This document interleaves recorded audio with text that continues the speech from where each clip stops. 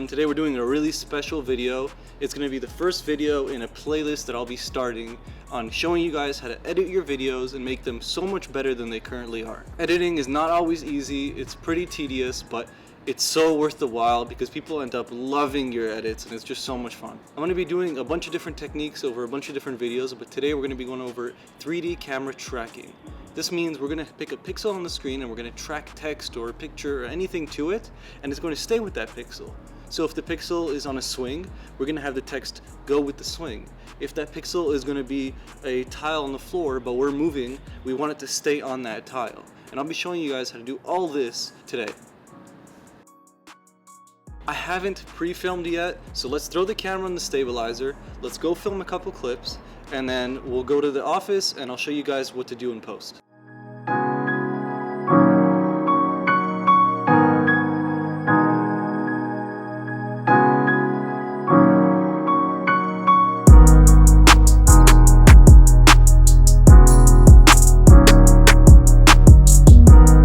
So here's our timeline. We have our 2 clips and they're ready to go. First thing we need to do is click on our clip, right click, and then you're going to go up to replace with After Effects composition. Now in this tutorial I'll be using Premiere Pro and After Effects. If you don't have them, you probably won't be able to follow along, but I know a lot of other programs can do exactly what we're doing here.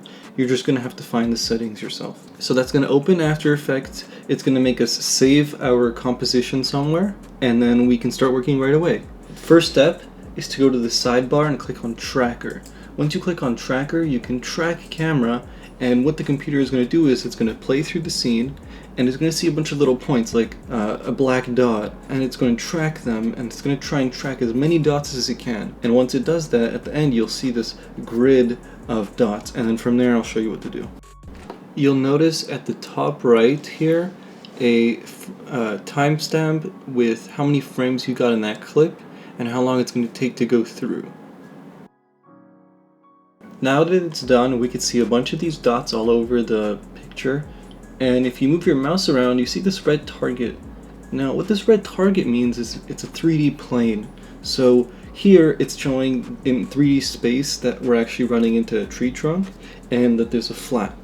And if we move it a little bit over, we can see that it curves down and it becomes flat, but in another at another angle. If we go to the back, we can see that it's not really sure because it's blurred out because of the low aperture lens. What we want to do, or what we're going to try and do, is put the text on the trunk. And the first step is to find a good plane.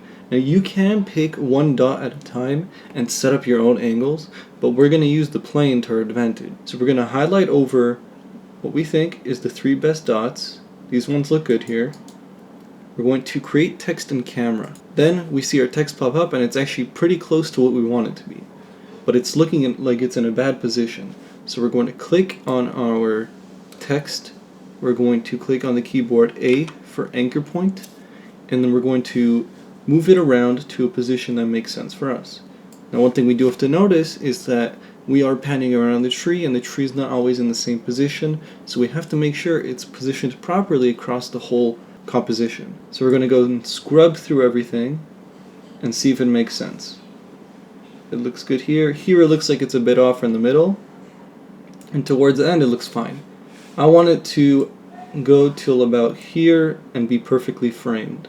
So we're going to change a couple things. First thing is we're going to change the anchor point to center the text. We're going to click on our text, we're going to click R for rotation and change our rotation to better, and that looks a lot better. So it still kind of looks funky, so I'm going to throw a drop shadow on there and make it look a little better. I'll show you guys exactly what I'm doing. We're going to go to the top to the effects and presets. We're going to write in drop shadow, and we're going to drop it onto our text. Once it's on our text, we can edit the settings and make it look good. It already looks a lot better, so I'm going to leave it here. You can always go in and change details in your composition. All you need to do is Control S and save it. Open up Premiere, and it will actually replace the file that was in there before with the one you currently made.